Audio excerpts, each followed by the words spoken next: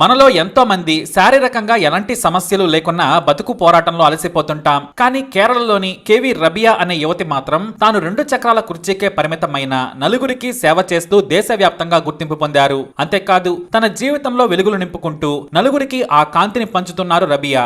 ఆమె జీవితం మనందరికీ స్ఫూర్తినిస్తుంది అనడంలో ఎలాంటి సందేహం లేదు. కేవి రబియా 1966 ఫిబ్రవరి 25న కేరళలోని మలప్పురం జిల్లా విలియక్కాడు అనే కుగ్రామంలో పుట్టారు. ఆమె ఊరికి కనీసం రోడ్డు కాదు కదా, కరెంటు కూడా నాడు లేదు. అయితే పేద మప్పాలియా కుటుంబంలో పుట్టిన ఆమెకు చదువంటే ఇష్టం. బాగా చదువుకొని నలుగురికి ఉపయోగపడే ఉద్యోగం చేయాలనుకున్నారు ఆమె. 10వ తరగతి వరకు పక్క ఊరికెళ్లి చదువుకున్న రబియా ఇంటర్మీడియట్ కోసం తిరురంగాడిలోని పిఎస్ఎం కాలేజీలో చేరారు. అయితే సరిగ్గా 17 ఏళ్ల వయసులో ఆమెకు పోలియో సోకింది. ఇలా ఇంత వయసులో పోలియో రావడం చాలా అరుదు. కానీ దురదృష్టవశాత్తు రబియాకు పోలియో వచ్చి 2 కాళ్లు చచ్చిబడిపోయాయి. ఎన్ని ఆసుపత్రులకు తిరిగినా ఆమె మళ్లీ లేచి నిలబడడం కష్టమన్నారు డాక్టర్లు. 16 ఏళ్లు జీవితం కోసం పరిగెత్తిన రబియా చక్రాల కుర్చీకే పరిమితమవడంతో ఏడాది పాటు కుంగిపోయింది. కనీసం బాత్రూమ్ కి వెళ్లాలన్నా అమ్మ సాయం కావాల్సి రావడంతో కన్నీరు పెట్టుకుంది. కానీ ఆమె మేనమామ ధైర్యం చెప్పి, చదువుకుంటే జీవితంలో ఎంతో సాధిస్తావు, చదువు ముఖ్యం, వైకల్యం ఉందని ఓడిపోవద్దు, వైకల్యాన్ని ఎదిరించాలని ధైర్యం చెప్పారు.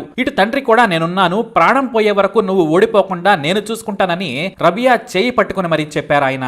దీంతో డిగ్రీ నుంచి ఆ తర్వాత పీజీ వరకు కష్టపడి చదువుకున్నారు రబియా. అయితే ఆ సమయంలోనే దేశవ్యాప్తంగా అక్షరాస్యత ఉద్యమం మొదలైంది. అది చూసిన ఆమె తాను ఇంటి దగ్గరే 2 చక్రాల కుర్చీలో కూర్చుంటే ఏం ఉపయోగం, నాకు 2 చేతులు బాగున్నాయి, చదువు చెప్పే ఓపిక ఉందని గ్రామంలోని తన ఇంటినే తరగతి గదిగా మార్చేసింది రబియా. తాను చదువు చెబుతానని వయోజన విద్యను ప్రారంభించింది. ప్రతి ఒక్కరూ కనీసం రోజుకు గంటైనా రావాలని తన తల్లిని ప్రతి ఒక్కరి ఇంటికి పంపించి మరీ చదువు కోసం రావాలని బ్రతిమలాడించింది. అయితే ఆమె కష్టానికి ఫలితం 2 నెలల్లోనే దక్కింది. చదువంటేనే తెలియని వారు మెల్లిగా అక్షరాలు నేర్చుకుని సంతకం పెట్టే వరకు చేరుకున్నారు. దీంతో ఒక్కొక్కరుగా ఇల్లంతా కూడా చదువు కోసం వచ్చిన మధ్య వయస్కులు, వృద్ధులతో కలకలలాడుతూ ఉండేది. బోర్డు పక్కన కుర్చీలో కూర్చొని పిల్లలకు పాఠాలు చెప్పేవారు రబియా. ఇక ఆమె చదువు చెప్పే విధానం విద్యాశాఖ అధికారులకు తెలియడంతో సందర్శించారు. వారు వచ్చే సమయానికి సాయంత్రం పూట 80 ఏళ్ల వృద్ధురాలు తన మనవరాలను కూర్చోబెట్టుకుని చదువుకుంటోంది. 60% మంది మెల్లిగా చదవడం నేర్చుకున్నారు. అయితే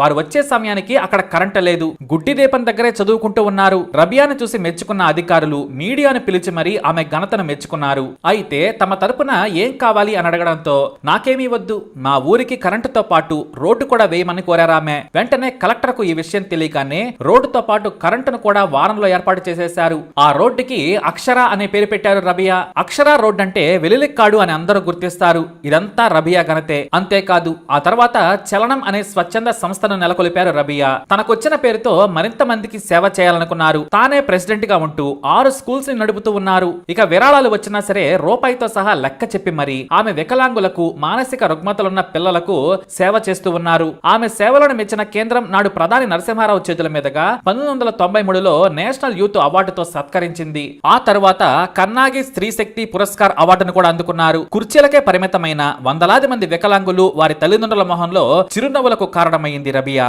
అయితే జీవితం ఎప్పుడు ఒకేలా ఉండదు. వైకల్యం ఉన్న జీవితంలో మంచి పేరు తెచ్చుకున్న రబియా 2000 సంవత్సరంలోనే క్యాన్సర్ బారిన పడ్డారు. మానసికంగా ధైర్యంగా ఉన్న రబియా త్రిశూరులోని అమలా హాస్పిటల్లో కీమోథెరపీ చేయించుకొని మళ్లీ ఆరోగ్యంగా బయటకు వచ్చి సేవా కార్యక్రమాలు మొదలుపెట్టారు. ఆ వెంటనే 2002లో తన జీవిత కాల కోరికైన మక్కాకు వెళ్లి దైవ దర్శనం చేసుకుని వచ్చారు. మళ్లీ సంతోషంగా ఉన్నాను అనుకునే లోపు 2004లో బాత్రూమ్ లో జారిపడడంతో మెడకు దెబ్బ తాకి పక్షవాతం వచ్చేసింది. దీంతో ఆమె శరీరాన్ని సరిగ్గా కదిలించలేకపోయింది. అంటే దాదాపు చేతులు కూడా చచ్చుబడిపోయాయి. ఇక తన జీవితాన్ని, గుర్తులను, తీయటి జ్ఞాపకాలను పుస్తకాల రూపంలో తీసుకొచ్చారు రబియా. కొన్నాళ్లకు మాటలు కూడా రాలేని స్థితిలో ఉన్న కలలకు రెక్కలు అనే పుస్తకంతో ఆత్మకథగా తీసుకొచ్చి ఎంతో పేరు తెచ్చుకున్నారు. అంటే కాళ్లు పనిచేయడం లేదు, చేతులు పనిచేయడం లేదు, మెదడు కూడా కాస్త అటు ఇటుగా మొద్దుబారింది. ఇక బాడీ అయితే అసలు కదలడం లేదు. అయినా సరే ఆమె విహరిస్తూనే ఉన్నారు. ఆమె అక్కడే ఆగిపోయింది. కానీ ఆమె ఆశయం పరిగెత్తింది. 100 మంది వాలంటీర్స్ తో ఆమె మళ్లీ మొదలుపెట్టి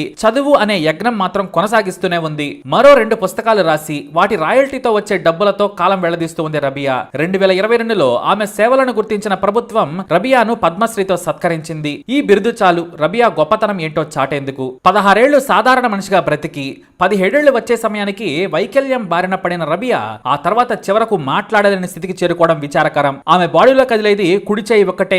ఆ దేవుడే అది ప్రసాదించాడేమో. కుడి చేయి బాగానే ఉండడంతో రాస్తూ బొమ్మలు వేస్తూ పుస్తకాలు రాస్తూ ముందుకు సాగుతూ ఉంది. ఇక ఆమె గురించి ఎంతో కొంత తెలియాలి అంటే Rabia moves the story of A young handicapped Muslim girl అనే షార్ట్ ఫిల్మ్ చూడండి. కానీ నాటికి ఆమె విజయం సగమే. ఆ తర్వాత ఆమె మరిన్ని విజయాలు సాధించింది. ఇక వైకల్యం కాదు, కష్టాలు కాదు, కసి ఉంటే ఏదైనా సాధించొచ్చు అని నిరూపించింది రబియా. మొత్తానికి ది గ్రేట్ రబియా అనిపించుకుంది. ఆమె వల్ల ఎంతో మంది నిరక్షరాస్యులు అక్షరాస్యులుగా మారారు. ఈ దండయాత్ర ఆమె వాలంటీర్స్ తో ఇంకా కొనసాగిస్తూనే ఉంది. మరి రబియాకి తప్పకుండా సెల్యూట్ చేద్దాం. వీడియోని లైక్ చేయండి, షేర్ చేయండి, మా ఛానల్ ని సబ్స్క్రైబ్ చేసుకోండి.